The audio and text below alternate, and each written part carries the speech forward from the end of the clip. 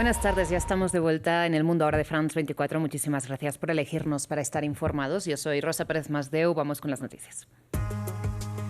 En la Casa Blanca, Donald Trump recibió a Friedrich Merz, que apoyó un cambio de régimen en Irán y señaló que Alemania apoya la ofensiva que, según el presidente estadounidense, ya ha matado a todos los objetivos de la cúpula iraní y destruido su sistema de defensa. Y en Irán, Israel atacó el Consejo de Clérigos que debe designar al sucesor del ayatolá Ali Khamenei. La agencia iraní Fars y el Times of Israel implican también a Estados Unidos en esta operación.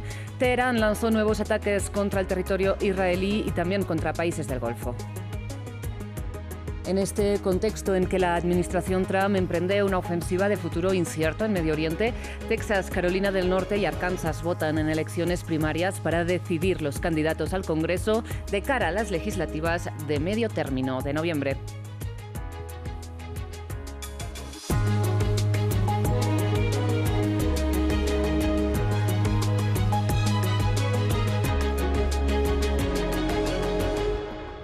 Iniciamos en Estados Unidos porque el presidente Donald Trump recibió al jefe del gobierno alemán, a Friedrich Merz, en la Casa Blanca. Trump aseguró que ya han matado a los principales objetivos del poder iraní y que han acabado con sus sistemas de defensa antiaérea. Mientras, ayer, recordemos, proyectó entre 4 y 5 semanas de conflicto, dijo. Además, Merz apoyó la idea de, textualmente, hacer algo para que haya un cambio de régimen en Irán, pero matizó que no tiene claro que esto se consiga con bombardeos. Respecto a este mismo objetivo, el mandatario republicano apeló al ejemplo de Venezuela como escenario ideal, después de haber insistido también ayer lunes en que el objetivo de la operación, de la actual, se limitaba al programa nuclear iraní. Señor presidente, ¿Israel le forzó a lanzar estos ataques en contra de Irán? No, puede que yo les haya forzado a ellos. Vea, estamos teniendo negociaciones con estos lunáticos. Y en mi opinión, ellos iban a atacar primero. Ellos iban a atacar si no lo hacíamos nosotros. Ellos iban a atacar primero. Yo creo que iba a ser así. Teníamos unos grandes negociadores, gente espectacular, gente muy exitosa que hace esto. Y lo han hecho toda su vida muy exitosamente. Basada en la forma en la que las negociaciones iban, creo que iban a atacar primero. Y no quería que eso ocurriera. Mientras en esa misma escena Trump alabó la ayuda de Alemania, también amenazó con suspender las relaciones comerciales con España por haberse negado a que Estados Unidos utilice sus bases militares para atacar Irán. El gobierno español ya ha respondido en un comunicado que si Washington desea revisar la relación histórica entre ambos países, deberá hacerlo respetando la legalidad y los intereses de la empresa privada. Además, agregó que el Estado español, en todo caso, tendría la capacidad para amortiguar los impactos si esta medida se concreta. Y en un mensaje a la nación, el presidente francés responsabilizó a Irán de haber provocado la ofensiva israelí y estadounidense, que calificó de ilegal, eso sí, según el derecho internacional, por supuestamente bloquear las conversaciones nucleares con Washington. Sin embargo, dijo que la historia no derrama ni una lágrima por los que reprimen a su población. Emmanuel Macron también condenó la intervención de Hezbollah en el conflicto, así como la posible invasión israelí de Líbano. Además, anunció el envío ya del portaaviones Charles de Gaulle al Mediterráneo Oriental. Y la paz sostenible en la región solamente puede ocurrir si hay negociaciones diplomáticas que se reanuden pronto. También quisiera expresar en nombre del pueblo iraní mi deseo de que puedan determinar libremente su propio destino. A medida que la guerra se amplifique, nadie hoy puede decir cuándo esta guerra puede acabar. Mi responsabilidad es actuar para proteger a nuestro país, para garantizar la seguridad de nuestros compatriotas y defender los intereses nacionales. Hemos fortalecido la seguridad de nuestras bases militares y de la región. Hoy ha habido ataques de manera limitada, hubo daño material, sí, pero quiero decir una vez más lo mucho que respaldo y confío en nuestras Fuerzas Armadas. También hemos reforzado la protección de nuestras embajadas en la región y seguiré vigilante en este sentido. Mientras Irán elevó las represalias contra países árabes aliados de Estados Unidos e Israel, Marco Rubio confirmó un impacto de dron sin víctimas en las inmediaciones del consulado de Washington en Dubái. Y la Guardia Revolucionaria iraní también anunció una nueva ola de ataques contra Israel. Horas antes, el ejército israelí reivindicó el ataque contra la sede del Consejo de Clérigos que debe designar al nuevo líder supremo de Irán. Previamente ampliamos el balance de ataques con nuestra corresponsal en Jerusalén, Janira Gómez. Israel sigue atacando con dureza Irán, en concreto la capital Teherán, en ciudades como Isfahán, y al menos reportaban los medios iraníes, ha atacado 3 aeropuertos, uno de ellos en la capital, el de Mehrabad. Hoy Israel ha dicho que uno de sus objetivos es atacar sitios de producción de misiles. Uno de estos ataques ha creado un gran incendio en Teherán, pero como tú decías, el foco de la noticia también está en este gran ataque que ha llevado a cabo junto con Estados Unidos. Israel dice que destruyó la llamada Asamblea de Sabios que está en la capital, que está en la ciudad de Qom en concreto, donde se reúne el órgano del régimen de los ayatolás, donde se tiene que elegir al próximo líder supremo iraní. ¿Qué dice Irán? Habla de que sí, se destruyó el edificio, pero que no había una reunión en desarrollo en ese instante del ataque, mientras que Israel dice que atacó a parte de los 88 miembros que tienen que llevar a cabo esta votación. Por otro lado, Israel también está atacando el sur de Beirut, el sur de Israel con Líbano. Ha emitido más avisos de evacuación, ya lo había hecho sobre 80 poblaciones esta mañana. También lo ha hecho hace unos instantes sobre Sidón, que también está en el sur, donde también ha atacado y se reportaban heridos, pero todavía no tenemos cifras muy claras. Y, como decías, el otro foco es lo que ha llamado desde Israel con un lenguaje extraño, porque no aclara una operación que viene a ser una invasión o una prolongación de la invasión del sur del Líbano. Ha llamado Israel a esto posición de defensa avanzada, que, como decías, es el ingreso de más soldados para tomar posiciones. Israel ya tenía 5 en Líbano, que llama posiciones estratégicas de defensa contra Hezbollah, y ahora lo que ha hecho es adentrarse para tomar más posiciones.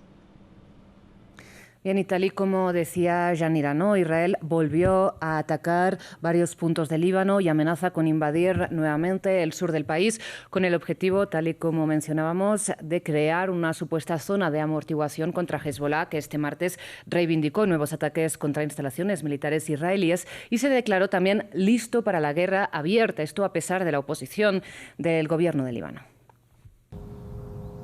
Israel intensifica su fuego sobre el Líbano. Se les ordenó a las fuerzas israelíes tomar el control de más posiciones en el sur del país de los Cedros para crear lo que denominó como zona de amortiguación.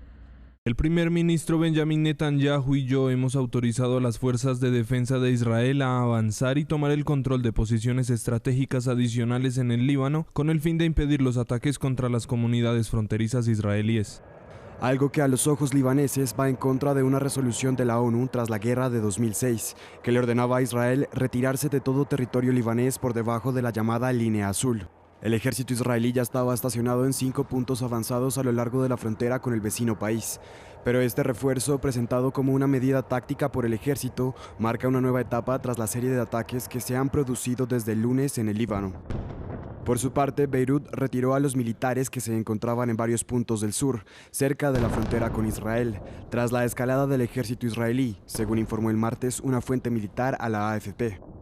Israel afirma que está actuando en represalia por los disparos de Hezbollah hacia su territorio, ataques llevados a cabo en solidaridad con Irán, condenados por el primer ministro libanés en una declaración el lunes. Nawaf Salam proclamó la prohibición de las acciones militares de Hezbollah, una decisión sin precedentes en este país, pero insuficiente para aliviar la presión. La ONU, preocupada por este nuevo estallido de violencia, hace un llamado a todas las partes para que actúen con la mayor moderación. Y el director del Organismo Internacional de la Energía Atómica, Rafael Grossi, insistió en que el organismo no tenía evidencias de que Irán estuviera desarrollando la bomba atómica, pero que sí tiene constancia de que estaba enriqueciendo uranio al 60%, un índice que solo alcanzan las potencias nucleares, pero que Teherán reivindica para uso civil. Además, el OIEA confirmó daños en la instalación nuclear iraní de Natanz, tal y como denunció este lunes el representante de Teherán.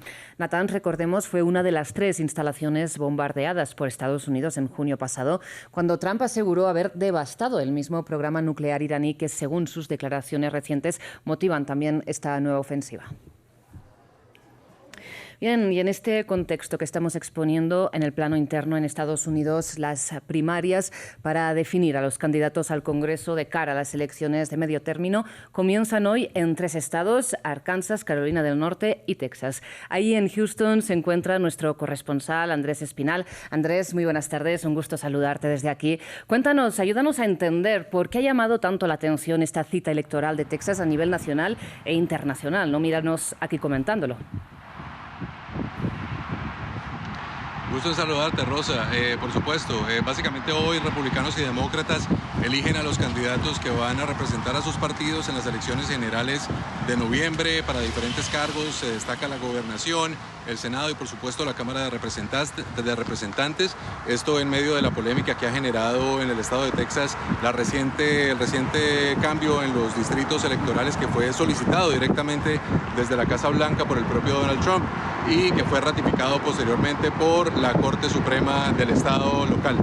Básicamente Greg Abbott, que es el gobernador, busca un 4º mandato, está en el cargo desde el 2015, es un trumpista leal que ha apoyado todas las políticas del gobierno, sobre todo en materia migratoria, y ha llamado mucho la atención el tema de la elección por el Senado, porque el senador actual, el republicano John Cornyn, parece estar en serios problemas a la hora de buscar ese 5º mandato para el cual se está lanzando. Esta resulta ser hasta ahora la contienda más cara en la historia del país, más de 120 millones de dólares gastados, la gran mayoría de ellos por los republicanos y la gran mayoría de ese dinero de la campaña de Cornyn en un intento casi desesperado por mantenerse en el poder. Andrés, cuéntanos más sobre esta contienda por el Senado que nos mencionabas. ¿Quiénes más serían los opcionados? Correcto, como te mencionaba, John Cornyn es un republicano de larga data, está en el Congreso desde el año 2002, 24 años de carrera ahí, y básicamente él destaca en sus campañas políticas que él ha votado con Donald Trump un 99% de las veces, pero es ese 1% lo que los republicanos del movimiento MAGA no le perdonan, porque básicamente durante el gobierno de Biden votó a favor de la restricción de armas después de la masacre de Uvalde, y ahí fue cuando comenzó a perder popularidad y por eso ahora enfrenta el reto de distintos candidatos, como por ejemplo el fiscal general del estado Ken Paxton, que es un hombre salpicado por distintos escándalos, entre ellos un impeachment y también un reciente divorcio donde su esposa dijo que lo dejaba por motivos bíblicos, lo cual se ha interpretado como un caso de adulterio. También enfrenta a Wesley Hunt, un representante por el área de Houston, y como son 3, parece que ninguno va a llegar a ese 50% más 1 necesario para evitar una segunda vuelta el 26 de mayo. Por el lado demócrata está Jasmine Crockett, la representante que ya tiene un gran nombre a nivel nacional por enfrentarse muy directamente de manera muy confrontacional con los republicanos. Y por el otro lado, en un cambio de estilo, está James Talarico, un representante del área de Austin, mucho más centrista, tratando de apelar un poco a los votantes, no solo demócratas, sino también independientes y algunos pues de derecha, porque es un hombre que habla muy abiertamente de su fe y del mensaje religioso como un mensaje más bien de amor y de hermandad y no tanto de división. Andrés, pues pendientes de cuáles sean estos resultados, pero antes de terminar te quiero preguntar si precisamente consideras que en estos resultados va a impactar de algún modo esta ofensiva que la administración Trump ha lanzado contra Irán conjuntamente con Israel. Pues esa es una de las grandes preguntas, porque obviamente esto ocurrió ya en los días muy previos a esta elección, no se alcanzó a ver reflejado en las encuestas, pero claramente hasta ahora los candidatos han decidido mantener un cierto silencio, una cierta distancia. John Cornyn dijo que apoyaba al gobierno, pero no criticó a Trump por haber atacado sin haber solicitado justamente la aprobación del Congreso del cual él es miembro.